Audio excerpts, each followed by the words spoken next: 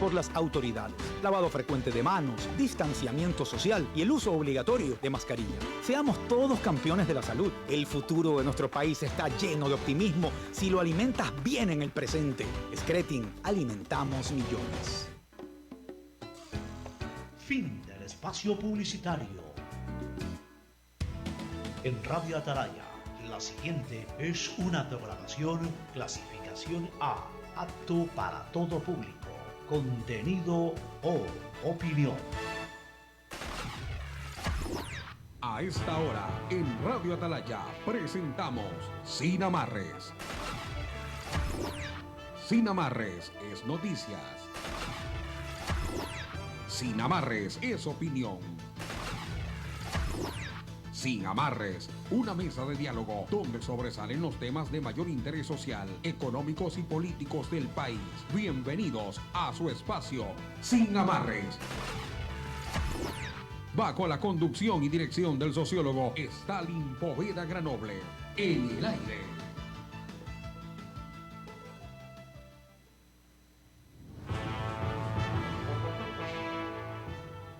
Seis de la mañana con 33 minutos, 6:33 este martes 30 de junio del año 2020. Hoy cerrando ya este primer semestre de este año que definitivamente quedará marcado en la historia mundial por todos los acontecimientos que estamos viviendo. Y precisamente hoy conversaremos con ustedes, comentaremos con también los protagonistas de la noticia, toda esta información del Ecuador y el mundo que se genera a cada instante, por supuesto, aquí a través de Radio Atalaya 680M y desde su programa Sin Amarres. Es un placer poder estar junto a ustedes. Sean bienvenidos y bienvenidas. 6 de la mañana con 34 minutos. Antes de iniciar, queremos, por supuesto, también saludar a nuestro compañero Carlos Pacheco en la sala de controles y están conectados junto a nosotros el licenciado Alcides Montilla y el sociólogo Stalin Poveda. Licenciado, muy buenos días. ¿Cómo está usted? Hola Teresa, buenos días. Saludamos también a Stalin Poveda, el director del programa, y también a Carlos Julio Pacheco, que dirige los controles en la radio. Pero en primer lugar, permítame saludar a la amable audiencia de Atalaya, que ya nos sintoniza a esta hora del día, aquella que lo hace aquí en Guayaquil, en el Ecuador, en las provincias del Ecuador, y también a través de las redes sociales nuestras en todo el mundo. Como siempre, reitero mi saludo y también mi agradecimiento por estar en sintonía de este programa y por supuesto les envío un abrazo imaginario a la distancia, estimada Teresa. Así es, también el abrazo va para el sociólogo Stalin Poveda Granoble, quien ya está junto a nosotros, el director de este espacio. Muy buenos días. Buenos días ecuatorianos. Teresa Marchán, gusto en saludarla. Alcides Montilla, es un placer también en esta mañana. Y al compañero en controles, Carlitos Pacheco. Esta agenda de esta semana que decurre, igual que toda la semana, es una agenda muy importante y trascendente para la solución de muchos problemas que el país tiene, y fundamentalmente la institucionalidad y la democracia. Porque alrededor de estos parámetros de convivencia social se van desarrollando posiciones y visiones que se contraponen las unas a las otras, y lo que es delicadísimo, que eso sería justificable contraponerse en visiones y criterios, porque sería un buen ejercicio democrático. Lo que no está bien es que esas diferencias de criterios se conviertan en posiciones antagónicas, irreconciliables, irreductibles, y que frenen o estanquen cualquier iniciativa que tenga que ver con el fortalecimiento institucional y con la vida democrática en el país. Dos ejemplos para después pasar a la lectura de los titulares. El Consejo Nacional Electoral. Realmente es vergonzoso lo que está pasando en el Consejo Nacional Electoral versus la Contraloría o sobre la Contraloría. Hay una pugna realmente que repugna, y esto hay que solucionarlo. Luego, señores, el tema que se lleva adelante sobre las reformas constitucionales que tiene que conocer la Asamblea Nacional. con ese nivel de credibilidad, es difícil lograr entender cómo puede analizarlas y determinarlas. Y por último, esa comisión recibe serios cuestionamientos desde la academia, desde el pensamiento y de la opinión pública respecto a las propuestas de reforma que se han planteado. Avanzaremos en este tema, Alcide, en el análisis, después de conocer los titulares que hoy se marcan en las planas de los medios de comunicación de circulación nacional. Claro que sí, vamos a iniciar la lectura con diario El Universo, su portada impresa, que trae noticias sobre todo desde la localidad. Se anuncian mecanismos para evitar un rebrote en Guayaquil. Alcaldesa Cintia Viteri aclara que la ciudad mantiene cifras estables sobre el coronavirus, pero se busca evitar que el relajamiento de las personas se pueda tornar peligroso.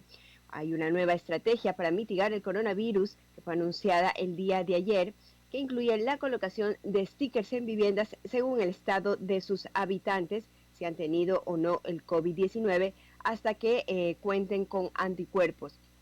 Otro eje de trabajo es una aplicación móvil para denunciar, por ejemplo, el incumplimiento del aislamiento y la sectorización de todo Guayaquil en 17 zonas en las que se estará monitoreando permanentemente el nivel de los contagios. Así también nos cuenta en su foto principal Diario El Universo, dentro de 4 meses empezará a operar la aerovía. Ayer terminaron las pruebas en vacío del sistema aerosuspendido sobre el río Guayas. Se prevé que se inaugure ya este sistema en noviembre. Efectivamente, en la imagen se ve cómo ya está funcionando el sistema de transporte aerosuspendido. Por otro lado, también nos cuenta Diario El Universo, la Organización Mundial de la Salud dice que hace 6 meses se sabe del COVID-19. El organismo asegura que no está ni siquiera cerca del final de la pandemia. Por ello, no hay que olvidar las medidas de bioseguridad. De 11 países llega ayuda por pandemia, señala también El Universo. Ecuador recibe cooperación no reembolsable de 11 gobiernos y muchos más sectores. Y finalmente, la fecha de las elecciones no se modificará. La titular del Consejo Nacional Electoral, Diana Tamain, ratificó que serán el 7 de febrero de 2021. Y finalmente, una noticia que ha generado gran conmoción, sentido relato de la madre de las niñas asfixiadas por su padre, esto que ocurrió el domingo. Un hecho que ha generado también alerta entre los organismos de protección a la niñez. Vamos con la lectura de diario El Comercio, también en su portada impresa. 3 medidas para mitigar nuevos casos en la capital. El gobierno y la alcaldía anunciaron restricciones en la circulación en 4 zonas y más control de ventas informales. La demanda de servicios públicos fue masiva. Por otro lado, también nos cuenta diario El Comercio. El Tribunal Contencioso Electoral analizará denuncia contra el contralor Celi, la denuncia que pesa contra el contralor Pablo Celi, presentada por el correísmo por una supuesta arrogación de funciones al predeterminar que se debía dar de baja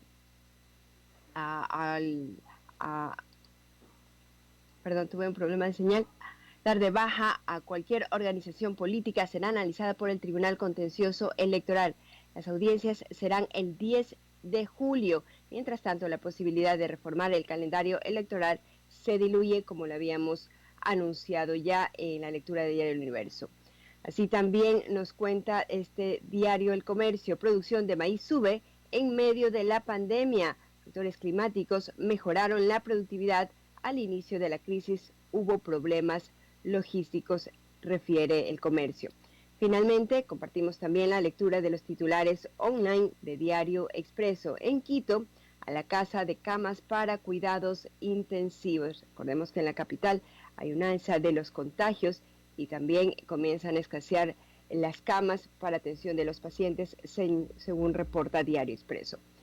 Por otro lado, también nos cuenta este diario, Moreno anuncia acciones contra el aumento de casos de COVID-19 en la capital.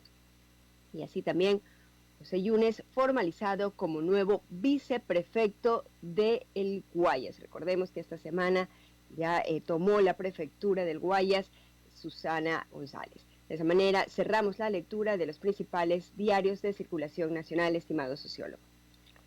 Muchas gracias, Teresa. Voy a agregar a los dos aspectos que habíamos analizado, que son importantes, que decurren durante esta semana y van a tener un tiempo más de vigencia. Y una tercera son las demandas de inconstitucionalidad que abundan ante la Corte Constitucional respecto a la ley humanitaria. Esto lo vamos a analizar con nuestro invitado el día de hoy. Hay distintas visiones de la aplicación y del contenido de la aprobación de esta ley. Y una vez más, se repite lo que siempre decimos. Cuando se aprueba una ley en el Congreso Nacional, debe ser una ley que primero represente los intereses de la sociedad en su conjunto y que segundo tenga consenso y aplicación y viabilidad, ¿no?, en la ejecución. Sin embargo, lo que notamos es todo lo contrario. Las leyes se aprueban sin consenso por una mayoría o minoría o mayorías móviles, y no tienen un consenso porque no se ha recogido el planteamiento de todos los sectores involucrados dentro de ese contexto de la ley. Y ahí tenemos las consecuencias. Es imposible llevarla a la práctica, es imposible. Porque los que aparentemente podrían ser beneficiarios resultan ser contradictores. En el caso de los trabajadores, dicen y plantean que no fueron escuchados sus planteamientos y que es una ley que fue impuesta por la dictadura del voto. En el caso de las cámaras, de los empresarios, también cuestionan esta ley. Entonces, ¿para quién se aprobó esta ley? ¿Cuáles son los beneficiarios de esta ley? Si los actores que están inmersos dentro de la ley no están de acuerdo, ¿cuáles serían los beneficiarios? Algunos aspectos de orden constitucional son los que se motivan, de inconstitucionalidad, son las que motivan esta demanda. Y fundamentalmente en el caso de los trabajadores, tiene que ver a toda la crisis del desempleo, la reducción de jornada, la reducción del salario, ¿no? Porque consideran esta ley es regresiva en derecho. Y ahí está estas demandas. Pero paralelo a la demanda hay una advertencia o llamamiento de ir a la lucha en las calles con paralizaciones para reivindicar sus derechos. Por otro lado, el otro tema de la Comisión de la Reinstitucionalización ya ha recibido más unas posiciones adversas o diferentes a cómo concibieron estas reformas a nivel de la reforma constitucional que prácticamente se ha pronunciado la Corte Constitucional. Los exdiputados Andrés Vallejo, Ramiro Rivera y el ex vicepresidente de la República, Alberto de Agit, presentaron ante la Asamblea Nacional, ante la comisión que lleva adelante el tratamiento de esta reforma, algunas observaciones. Y por cierto, coinciden en una parte. No tuvieron objeción en la que se refiere a la reforma que otorga una mayor autonomía a la Fiscalía y que se elimine el Consejo de Participación Social, de Participación Ciudadana. Pero el debate y las propuestas donde ellos no estuvieron de acuerdo tiene relación al proyecto que apunta a convertir al Parlamento en un organismo bicameral compuesto por una Cámara de Representantes y una de senadores. Tienen algunas objeciones. Primero dicen que este sistema el país lo ha vivido durante muchos años. Entre 14 de las 20 constituciones han tenido incorporado la bicameralidad. Y el riesgo que se corre respecto a esto, según ellos, es que los partidos políticos pueden tomar control de las dos cámaras. Y esto no es bueno para la salud democrática. Y que este sistema propuesto está concebido para las estructuras políticas administrativas a nivel de autonomías o de estructuras administrativas federativas, como es en Europa, como en Estados Unidos, y que es un problema, dice Andrés Vallejo, ¿no?, de orden cultural, de contextos culturales de cada país. Y en definitiva, esta reforma también van a chocar, y esperemos que no sea así, esperemos que estos sectores o los grupos que están manejando estas visiones y estas propuestas no se choquen con la propuesta de la consulta popular. Yo creo que es tiempo de empezar ya a crear puentes para reunirse con la Comisión por la Reinstitucionalización y el planteamiento de Jaime Nebot para el tema de la consulta popular, de iniciativa ciudadana, para poder encontrar acuerdos, generar consenso y que la una no sea un obstáculo para que la otra se concrete o viceversa. Y yo creo que eso es saludable para la democracia, saludable para que los ciudadanos también tengamos conciencia de que hoy por hoy no vamos a reinventarnos nada, pero sí vamos a tomar conciencia de que nuestro rol frente a las urnas de cara a las próximas elecciones es importante y es trascendente para todos estos procesos de reestructuración. La pugna entre el Consejo Nacional Electoral y la Contraloría es una pugna que repugna, y por cierto no se sabe a ciencia cierta, porque ni siquiera lo que está expresado constitucional, reglamentaria y también dentro de la ley de cada una de estas instituciones nos explican con claridad, primero, cómo es el procedimiento, quién tiene la razón, porque aquí se trata de que el Consejo Nacional Electoral está amenazado con destitución de sus miembros, de su mayoría, por la Contraloría. Consejo Nacional Electoral amenaza, ¿no?, al Contralor con pedirle la renuncia o también sacarlo del cargo. En medio de esto hay denuncias de que se quieren tomar por asalto un partido o movimientos el Consejo Nacional Electoral. Pero nadie está preocupado de preguntarle a los ciudadanos cómo reciben y cómo ven y qué rol juegan en esta crisis de representatividad institucional. Nadie se preocupa por eso. No se dan cuenta que lo que está ocurriendo es que cada día los ciudadanos estemos perdiendo la confianza en estas instituciones que son de alguna manera los que tutelan el valor soberano, ¿no?, del pueblo ecuatoriano en procesos electorales.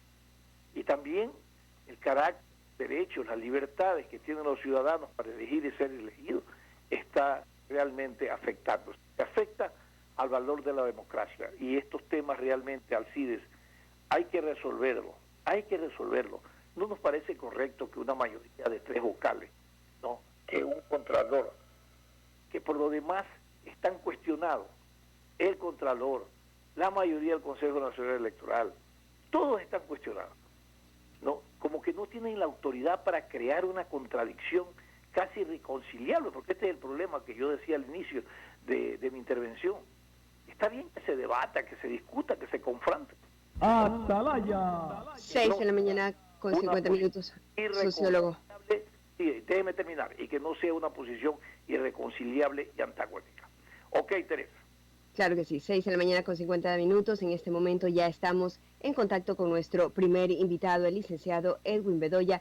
Él es vicepresidente de la Confederación Ecuatoriana de Organizaciones Clasistas Unitarias de Trabajadores. Edwin, buenos días. Le saluda Stalin Poveda, me acompaña Alcides Montilla y Teresa Merino. Centrales... Buenos días. ¿Cómo está usted? Centrales unitarias de trabajadores, asambleístas y empresarios. Nadie está de acuerdo con la vigencia de la ley humanitaria y han presentado procesos de inconstitucionalidad ante la Corte Constitucional. Junto a esto hay anuncios de movilizaciones respecto a la vigencia de esta ley y por parte de los trabajadores. ¿Cuál es un poco la vía que ustedes consideran expedita, necesaria para realmente cambiar el contenido de esta ley, evidentemente no favorece a nadie, ni a los trabajadores, ni a los empresarios, ni a los políticos. En definitiva, todo el mundo está en desacuerdo. Buenos días y bienvenidos. Buenos días, un saludo al pueblo ecuatoriano y al pueblo de Guayaquil y a la provincia del Guayas en especial. Muchas gracias por la entrevista. Bueno, realmente los trabajadores desde antes de que se emita esta ley, nosotros mencionábamos que esta ley no tiene el carácter de una ley para prevenir la emergencia o para combatir la emergencia que vivimos en tiempos de pandemia, puesto que esta ley es un reprise de lo que muchos de los sectores empresariales y el Fondo Monetario en particular estaba proponiendo, es decir, no era una ley de emergencia, el gobierno no tenía planificado una ley de emergencia y por tanto solo acogió los planteamientos que el Fondo Monetario y que los grupos empresariales querían. Pues yo le puedo indicar, por ejemplo, cuando hablaban de la reducción de salarios, ahí está en esta ley, está el contrato emergente donde prácticamente le reducen a $220 el salario de los trabajadores. Exigían también que se reduzcan las horas de trabajo, que se flexibilicen. Ahí está en esta ley donde se está flexibilizando las horas de trabajo. Decían que los salarios eran muy altos aquí en el país. Con esta ley están consiguiendo que se reduzcan los salarios de los trabajadores en esta etapa de emergencia.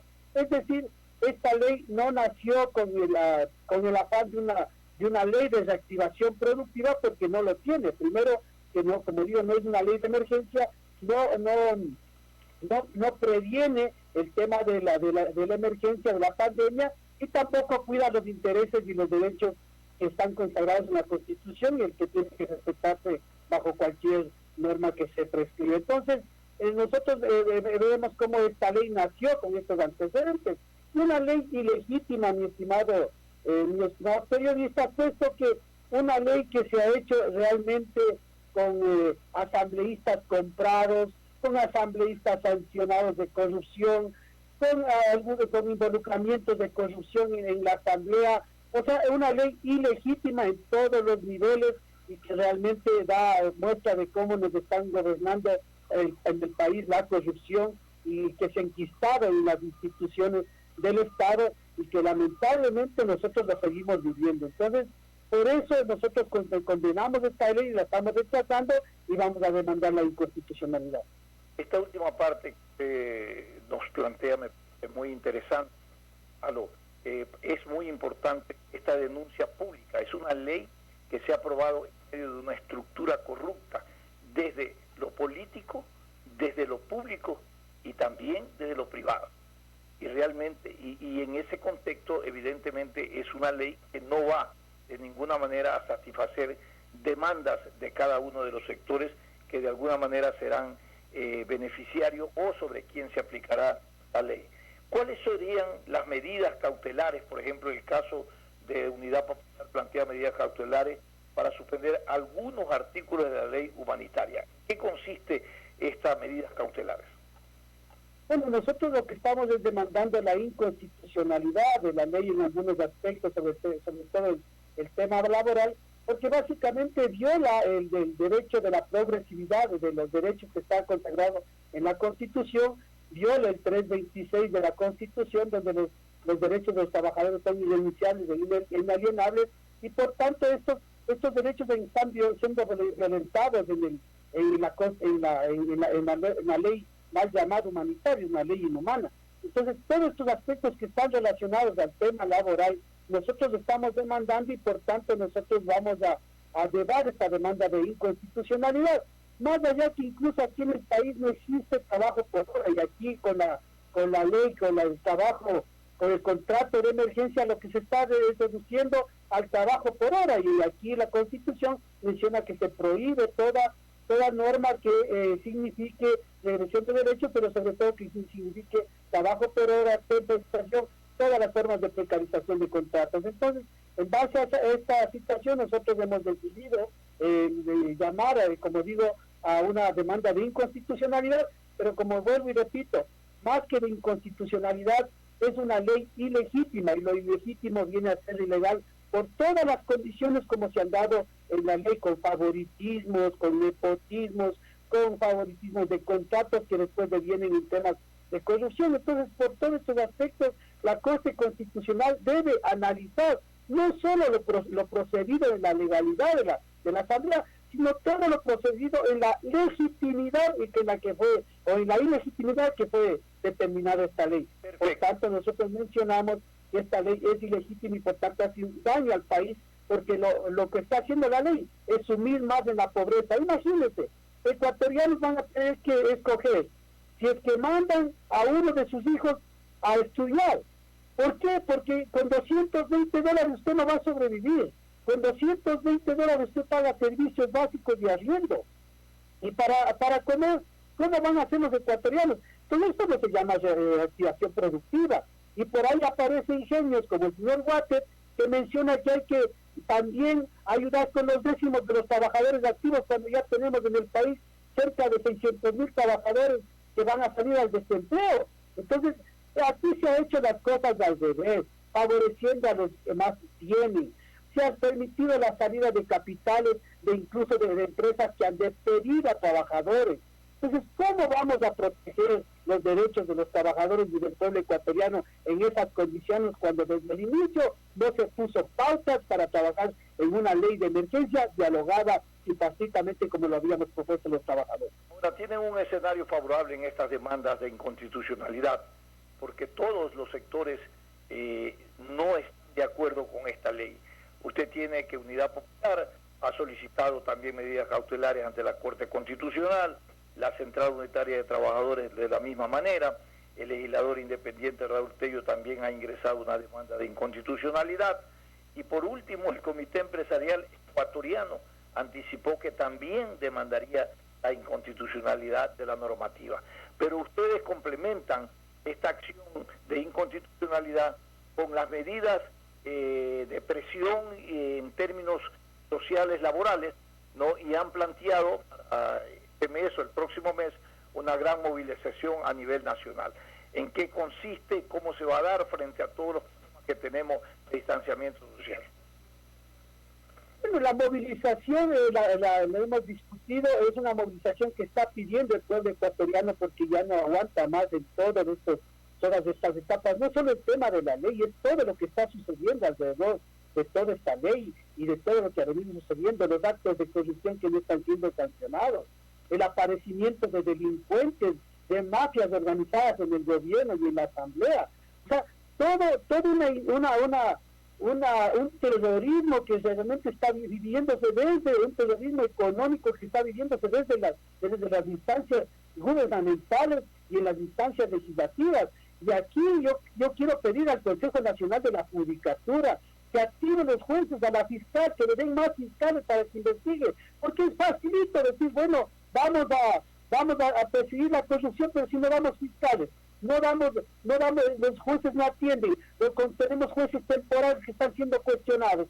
Pero a mí me parece que es una tamaña irresponsabilidad que en estas circunstancias de denuncias de corrupción tengamos a delincuentes que incluso están con sueldos vitalicios, y a familias que están con sueldos ganando sueldos siendo enjuiciados. O sea, esto es lo que no aguanta el pueblo ecuatoriano. No es solo el tema de la ley en sí, sino es todos estos actos de corrupción. Mire el desalojo de los campesinos de Río Mar allá en San Borondón, 25 años de sus tierras, campesinos que nos están proveyendo de alimentos en esta pandemia, están siendo desalojados. O sea, para el pobre campesino, para los pobres trabajadores, sí, ahí sí las acciones judiciales. Pero para los corruptos están afuera, han sacado los dineros al extranjero y no hay quien se haga. Entonces, todo este sentimiento que existe en el pueblo ecuatoriano al ver la inoperancia de autoridades que son los que fijan en dictar leyes para reprimir, como la ley esta que emitió el ministro de Defensa.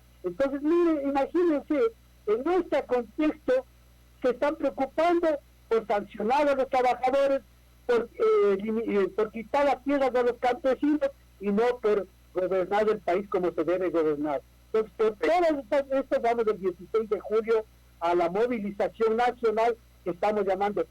Sí, tenemos conciencia de que vivimos un momento de contagio, pero dígame, usted estaría en la casa encerrado, sabiendo que le están robando el país, estaría tranquilo sentado, muriéndose de hambre, sin saber qué hacer en la casa. Si no salimos a protestar, desgraciadamente en este país no funcionan las cosas de a buenas. Aquí hay que ir a la movilización para poder exigir que se cumplan nuestros derechos legítimos. Alcides Montilla, vamos a tomarnos un tiempo más por esta importante entrevista, así que adelante, Alcides. Gracias, Stalin. Saludamos a don Edwin Bedoya. Estoy revisando las demandas que está analizando actualmente la Corte Constitucional contra la Ley de Apoyo Humanitario. Son 5 demandas. El artículo 20 de esta ley se repite en todas las demandas, don Edwin, pero hay un punto de la que todavía no escucho un criterio de parte de la dirigencia sindical. El tema que tiene que ver con los vuelos internacionales a Galápagos. ¿Cuál es el cuestionamiento de ustedes? Bueno, realmente, mire, Galápagos, no sé, y más bien dicho, las provincias que están lejanas y que tienen estas condiciones especiales por el tema del turismo, por el tema incluso de que es patrimonio nacional, no ha habido el que se acoja a una ley que permita que los pobladores de Galápagos estén protegidos, las microempresas, los pequeños productores estén protegidos en esta isla. Y realmente ahí vemos cómo desde el inicio cayó esta ley. ¿Qué decíamos nosotros? A ver, tenemos grandes deudores que le deben más de 4.000 millones, ahora más de 6.000 millones al Estado ecuatoriano, al pueblo ecuatoriano. Muy bien, señores de la banca, ustedes han dicho que están fortalecidos, muy bien, bajemos los intereses, condonemos las deudas, así como el Estado les condonó a ustedes las deudas y remitamos esos intereses. Con ese dinero recogido de los grandes deudores, debemos ir a proteger estos grupos que son vulnerables en el tema de la producción y cuidamos del empleo de los productores. Entonces, en ese sentido es lo que nosotros mencionamos, que esta ley no se hizo con un tema de emergencia, sino siguiendo lo que ya venían proponiendo, es decir, no hubo iniciativa desde el gobierno para generar una ley que permita a los trabajadores, a los empresarios salvaguardar lo poco que se tenía en este país.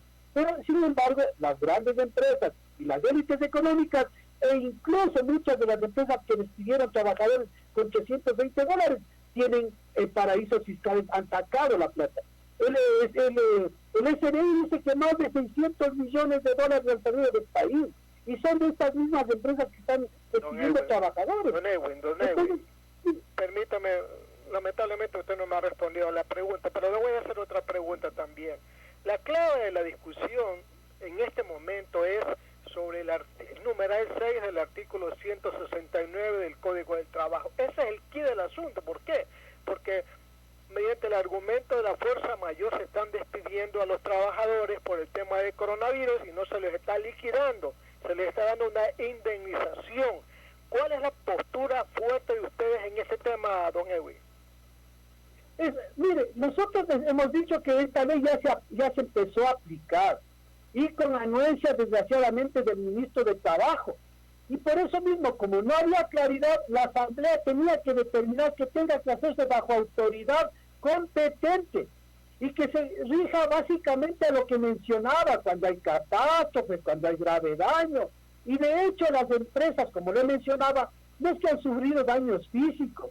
Debía haberse generado una ley emergente y no basarse en una ley para despedir a trabajadores con irrisorias liquidaciones después de 20 años de trabajo. Es decir, las empresas se frotaron las manos y durante ese proceso de dictaminar la ley se demoraron tanto que permitieron que ya más de 200.000 trabajadores estén despedidos bajo esta normativa. Entonces, lo que nosotros decimos que esta ley no puede caber en una situación evidentemente que está afectando a los derechos de los trabajadores, y sin la previa autorización del Ministerio de Trabajo, sin la autoridad competente que son también los jueces laborales, y en los que jueces laborales que no existen en este momento en el Consejo de la Judicatura. Eso es lo que estamos reclamando nosotros. Durante esta emergencia no hubo jueces a quien denunciar. Entonces, dígame usted, ¿cómo los trabajadores, en este proceso que se determinó la ley, cómo iban a hacer los reclamos? Entonces las empresas dijeron, nos acogemos de este artículo y les votamos, sin verificación, sin ningún contemplamiento de autoridad alguna. Entonces, ahora básicamente queda lo mismo, porque no se dice bajo autoridad competente, bajo los jueces laborales, no hay una norma de prueba que te permita decir que esta empresa ha cegado. Entonces, hay empresas que incluso están trampeando esta ley. Licenciado, lamentablemente se nos ha terminado el tiempo. Realmente ha sido un gusto poder escuchar también las demandas de parte de usted, de representación de todos los trabajadores y las movilizaciones que se anuncian. Gracias por haber estado junto a nosotros, licenciado Edwin Bedoya. Muy amable, muchas gracias.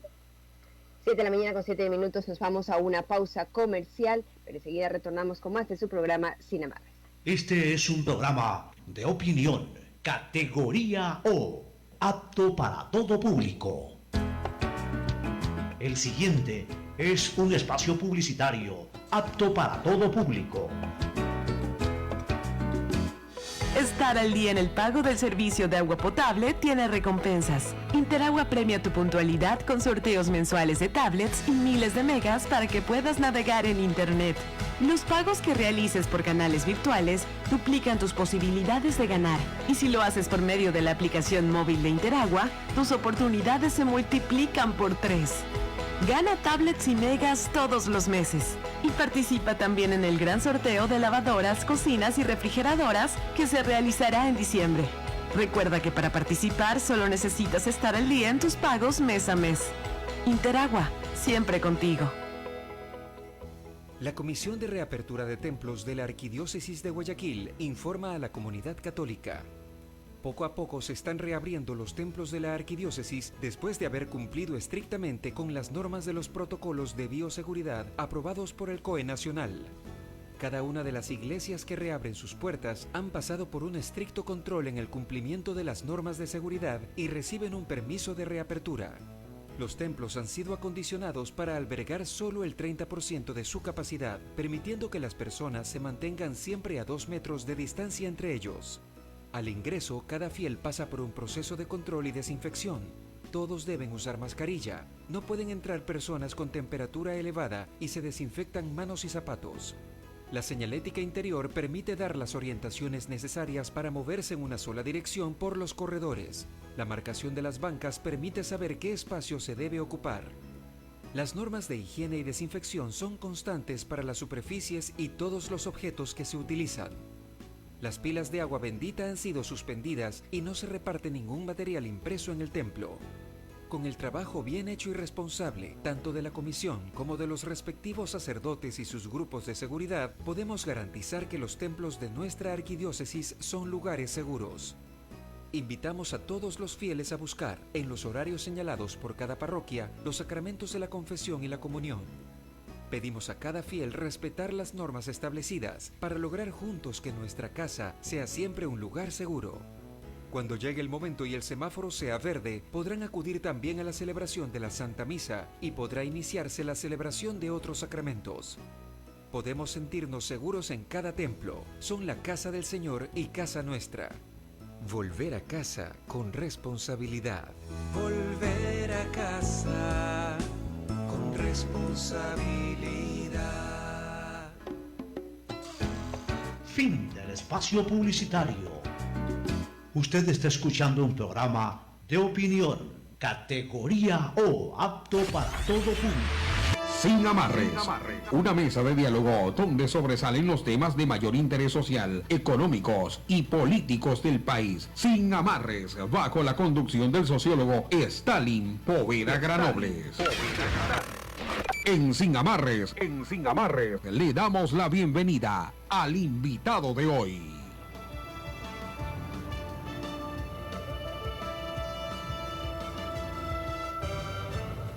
Así es, cuando son las 7 de la mañana con 11 minutos, damos los buenos días al abogado Alejandro Vanegas Maicón. Él es constitucionalista, estimado sociólogo, él ya está conectado con nosotros.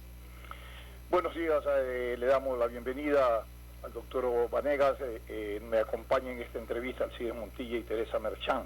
Le llueven las demandas de inconstitucionalidad a la ley humanitaria, abogado. Todos los sectores sobre quien recae la aplicación de esta ley no están de acuerdo, desde empresarios, también asambleístas que han presentado demanda, el CUT, también la Central Única de Trabajadores y el Movimiento Unidad Popular. Y hoy acabamos de entrevistar hace pocos minutos a un dirigente de la CUT y decía algo que realmente no deja de preocuparnos, que fue una ley aprobada en un escenario donde todo un sistema de corrupción y de dádiva prevaleció respecto al contenido y la garantía de los derechos de los trabajadores y de los sectores que deberían de estar plasmados en esta ley humanitaria. Y se aprobó de esa manera y hoy tenemos las consecuencias. Nadie está de acuerdo, todo el mundo plantea inconstitucionalidades. ¿Cuál es su visión, cuál es su criterio respecto a este escenario, cómo se ha presentado y a este contenido de la ley? Buenos días, sociólogo Stalin, buenos días Teresa, buenos días Alcides y a todos los radioyentes. Muchas gracias por la gentil invitación a su casa, su programa, a su espacio. En efecto, el proyecto de ley tenía como finalidad por parte del gobierno nacional supuestamente otorgar estabilidad laboral. Pero lamentablemente lo que tiene de trasfondo este proyecto normativo son dos puntos esenciales.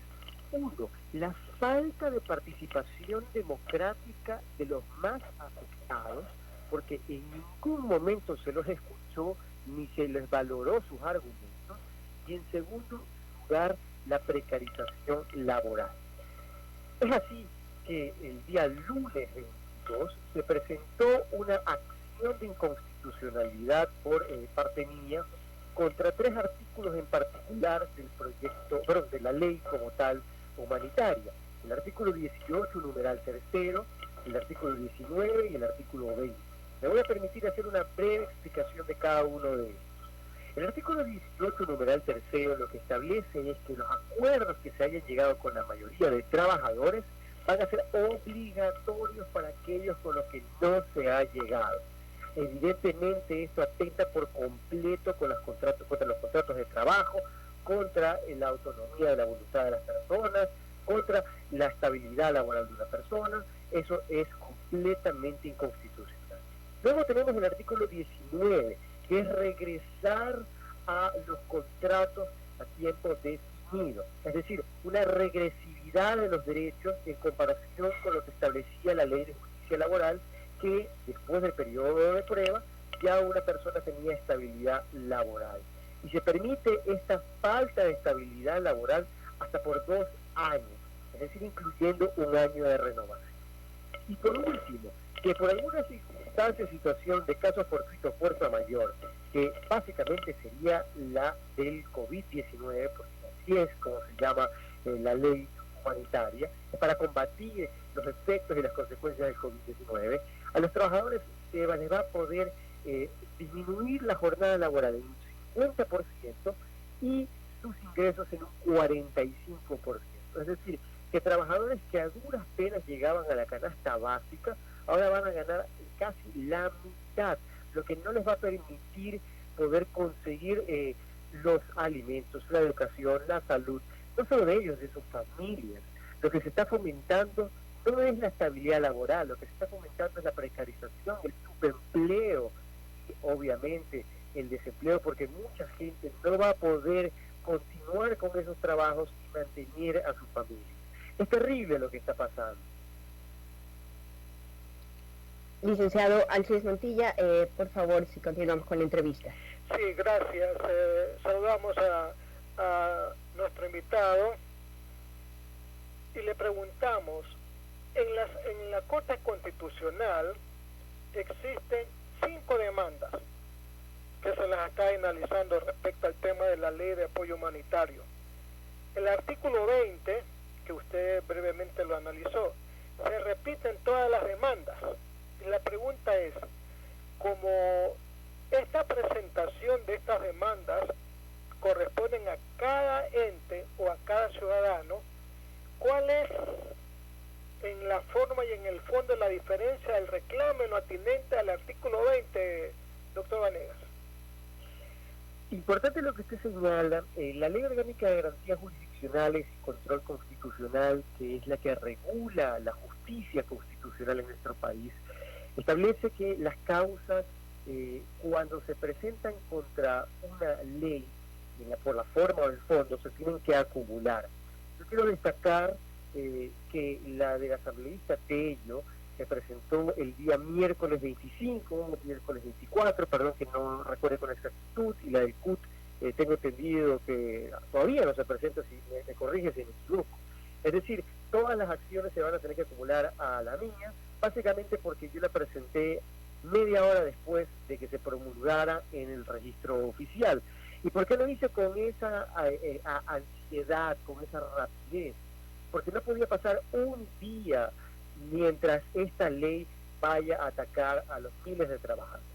Y en efecto, lo que tienen en común todas estas acciones de inconstitucionalidad son la de los artículos relacionados con el capítulo 3 de la ley que habla sobre la estabilidad laboral. En concreto estos tres que yo le acabo de mencionar, pero de manera especial, como usted bien dice, el artículo 20, que es una situación terrible.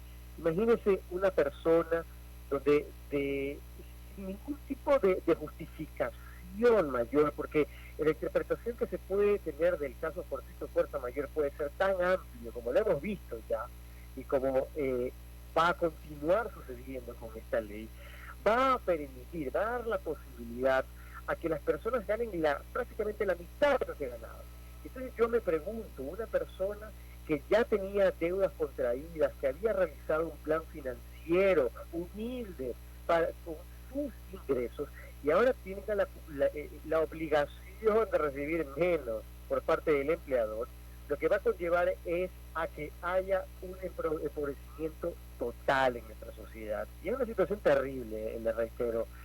La verdad es que no debería pasar en nuestro país y estoy seguro que la Corte Constitucional se va a pronunciar. Y un último dato más que quiero darles. Yo en la acción de inconstitucionalidad solicité la suspensión provisional de los 3 artículos que les mencioné. Es decir, que cuando, en mi caso, el doctor Salgado, el presidente de la Corte, tiene mi acción, cuando él lo analice y vea que cumple con los requisitos de forma, tiene que otorgar una medida cautelar para que suspendan los efectos de los 3 artículos que he dicho y para que no estén vigentes en nuestra legislación temporalmente hasta que resuelvan el fondo. Doctor, hay otra controversia por el tema del numeral 6 del artículo 169 del Código de Trabajo. Este argumento de la fuerza mayor, etcétera, que se esgrime para dar por terminado la relación laboral y se entrega pues una indemnización, yo tengo entendido que debería de liquidarse, pero bueno, ¿qué postura tiene usted respecto a esta controversia? Que el gobierno, peor aún, pretendía, cuando presentó el Ejecutivo las objeciones a la votación y al proyecto de ley que se aprobó en la Asamblea Nacional, quería que la interpretación de ese artículo numeral sea que si una parte del negocio no podía continuar, se podía utilizar ese artículo para despedir a esos trabajadores y evidentemente no pagarles la indemnización que corresponde por despido intempestivo, sino por un anteriormente conocido desahucio. Entonces, eso era completamente inconstitucional y abusivo en contra de los trabajadores. Luego la Asamblea ratificó lo que había aprobado y la interpretación se mantiene en la actualidad claramente que ese artículo aplica cuando el negocio cierre en su totalidad, hay que considerarlo. Pero lamentablemente esto, antes de esta vigencia de esta ley, se ha utilizado, como les comenté, indiscriminadamente, se ha utilizado abusivamente. Muchísimos trabajadores se han visto afectados. Yo reitero, en nuestra OPEA, en nuestra población económicamente activa, tenemos casi 6 millones de ecuatorianos que no tienen un trabajo o un empleo digno. Y no podemos salir adelante si nuestros ciudadanos no tienen los ingresos necesarios para solventar sus propias metas. El gobierno, si es que quería defender la estabilidad laboral, lo que tenía era que dar créditos a las empresas, eximirle el pago de tributos, darle facilidades de pago, porque evidentemente las empresas van a verse afectadas y hay que ayudarlas, pero no podemos ayudarlas con pretexto de lesionar y atacar por completo a los derechos de los ciudadanos, y esto es de los ciudadanos más débiles. Doctor Vanegas, analicemos la postura de la Central Unitaria de Trabajadores CUT. ellos demandan la inconstitucionalidad de la ley humanitaria en los siguientes puntos: los acuerdos para la modificación de las condiciones económicas, la reducción de la jornada, el contrato emergente, goce de vacaciones, teletrabajo y el último, vuelos internacionales a Galápagos. ¿Qué de laboral tiene este último punto, doctor? Bueno, voy a hablarle de dos. El de goce de vacaciones evidentemente también tiene un ámbito abusivo. En la Corte Constitucional, por conexividad, tiene la capacidad de revisar la constitucionalidad de todos los artículos de la ley humanitaria. Es decir, cuando nosotros le ponemos a conocimiento de una acción de inconstitucionalidad de ciertos artículos de una ley, ellos pueden revisarlo todo y pueden declarar la inconstitucionalidad de cualquiera, desde el primero hasta el último. Luego, en relación a los vuelos a Galápagos, una zona protegida. Nuestra Constitución claramente establece una soberanía territorial y por lo tanto, ver mermada de algún tipo esa soberanía o decir que existe la posibilidad de establecer alguna base extranjera en nuestro país, yo creo que va en contra de nuestra Constitución de manera clara. Y eso pues evidentemente tendrá que aclararlo, definirlo la Corte Constitucional. Pero es imperioso que se pronuncie cuanto antes. Tienen 15 días de término desde que tiene conocimiento de la causa la Corte. Hernán Salgado lo tuvo desde el día martes de la semana pasada. Desde ahí tenemos que contar 15 días laborales para que, en primer lugar, suspenda la ejecución de ciertos artículos. Luego nos convoque a la audiencia para poder fundamentar cada uno de los artículos de los cuales nosotros declaramos la inconstitucionalidad. Doctor, le leo un mensaje que nos envía el abogado Jofre Campaña Mora. Dice: tiendas como Almacenes Boyacá, acá en Guayaquil es muy conocida Almacenes Boyacá, un almacén muy grande. Dice, han tenido que despedir personal por fuerza mayor por el COVID para sobrevivir. Con la ley humanitaria interpretativa tendría que indemnizar por despido, lo que podría llevarla al cierre. Absurdo por donde se la vea. ¿Cuál es su comentario? Yo soy respetuoso del criterio del abogado Campaña y creo que la parte más débil en esta relación, en la situación actual, analicemos la situación actual en la cual no hay fomento del empleo, en la cual la ciudadanía ha tenido esta tragedia del COVID en relación a la salud, a la educación, y donde los ingresos no alcanzan. Si bien jamás quisiera culpar yo a los empresarios, hay que proteger a nuestros trabajadores. Y eso, en mi criterio personal, es necesario. Por lo tanto, eso o esa interpretación que se ha llevado de esta disposición es necesaria a la luz de la situación actual, donde queremos nosotros proteger a los más débiles. Muy bien, doctor, le agradecemos mucho por habernos atendido. Estuvimos hablando con el abogado Alejandro Vanegas, constitucionalista de nuestro país. 7 de la mañana, 25 minutos, llamada Teresa. Así es, licenciado, estamos ya cerrando esta emisión de su programa Sin Amarres. Ha sido un placer estar junto a ustedes. Nos dejamos en buena compañía aquí en Radio Atalaya. Ya viene Fernando Aguayo en vivo.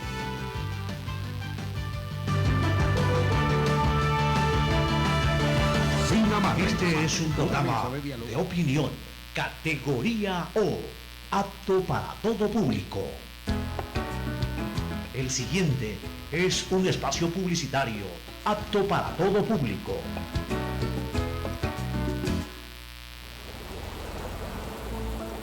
Guayaquil, a diferencia de otras ciudades, es la primera en avanzar en el tratamiento de aguas residuales. Con la construcción del Sistema Integral de Tratamiento de Aguas Residuales, que incluye la construcción de 4 macroplantas. En la perimetral, Pantano Seco, funcionando al 100%. En el sur, Planta Las Esclusas, con un avance del 60%, estará operativa el próximo año. Milote, al noroeste de la ciudad de Guayaquil, con un avance